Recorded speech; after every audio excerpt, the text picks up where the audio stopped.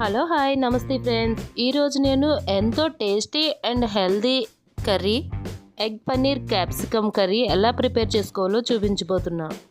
మరి ఇంకెందుకు ఆలస్యం, ఈ కర్రీ ప్రిపరేషన్ కోసం ముందుగా 3 ఎగ్స్ తీసుకోవాలి. ఎగ్స్ పగలగొట్టి ఒక బౌల్లోకి తీసుకోవాలి. రుచికి తగినంత సాల్టు, 1/2 టీ స్పూన్ కారం, 4 టేబుల్ స్పూన్ మిల్క్ యాడ్ చేసుకుని మొత్తం అన్నీ మిక్స్ అయ్యేలా మిక్స్ చేసుకోవాలి. ఇప్పుడు వేరొక బౌల్ తీసుకుని అడుగున ఆయిల్ రాసుకుని ఎగ్ మిశ్రమాన్ని ఆయిల్ రాసుకున్న బౌల్లో వేసుకోవాలి.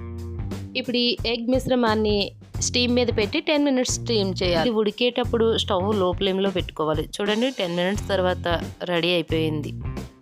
ఇప్పుడు ఇది చాక్తో తీసి ముక్కలుగా కట్ చేసుకుని పక్కన పెట్టుకోవాలి. ఇప్పుడు కర్రీలోకి మసాలా ప్రిపరేషన్కి 1 టేబుల్ స్పూన్ ఎండు కొబ్బరి, 1 టేబుల్ స్పూన్ గసగసాలు, 10 వెల్లుల్లి రెబ్బలు, ఇంచు అల్లం ముక్క పేస్ట్ చేసుకుని పక్కన ఉంచాలి.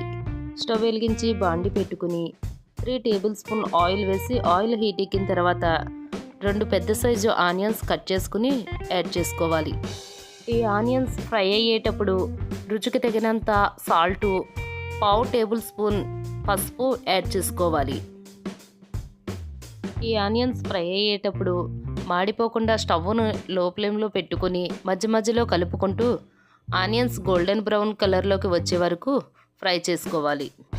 ఆనియన్స్ ఇలా గోల్డెన్ బ్రౌన్ కలర్లోకి వచ్చిన తర్వాత ముందుగా మనం ప్రిపేర్ చేసుకున్న అల్లం వెల్లుల్లి పేస్ట్ని కర్రీలో యాడ్ చేసుకుని అడుగు పట్టకుండా పచ్చివాసన పోయేంత వరకు ఫ్రై చేసుకోవాలి. అల్లం వెల్లుల్లి పేస్ట్ బాగా ఫ్రై అయిన తర్వాత 1 కప్ టమాటా ప్యూరీ యాడ్ చేసుకోవాలి. ఈ టమాటా ప్యూరీ యాడ్ చేసిన తర్వాత మొత్తం శుభ్రంగా కలుపుకొని బాగా మగ్గే వరకు 5 మినిట్స్ మూత పెట్టుకుని మగ్గించుకోవాలి. ఈ కర్రీ అయితే డైట్ చేసే వారికి చాలా బాగా ఉపయోగపడుతుంది. చూడండి, ఈ విధంగా మొత్తం ఫ్రై అయ్యి ఆయిల్ పైకి వచ్చిన తర్వాత 4 క్యాప్సికమ్ ముక్కలుగా కట్ చేసుకుని యాడ్ చేసుకోవాలి. ఈ క్యాప్సికమ్ ముక్కలు 5 మినిట్స్ ఫ్రై అయిన తర్వాత 2 టేబుల్ స్పూన్ కారం యాడ్ చేసుకుని మొత్తం శుభ్రంగా కలుపుకొని 2 మినిట్స్ తర్వాత 2 కప్స్ వాటర్ యాడ్ చేసుకుని మూత పెట్టి 10 మినిట్స్ కుక్ చేసుకోవాలి.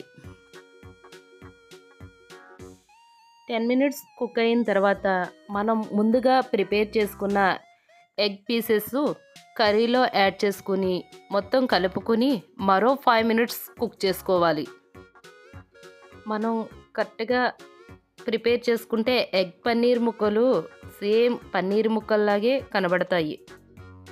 ఈ కర్రీ ఈ విధంగా ప్రిపేర్ చేసుకుంటే బిర్యానీలోకైనా, రైస్లోకైనా, రోటీస్లోకైనా, చపాతీలోకైనా చాలా టేస్టీగా ఉంటుంది. ఫైనల్గా కర్రీ అయితే ఈ విధంగా ప్రిపేర్ అయ్యింది.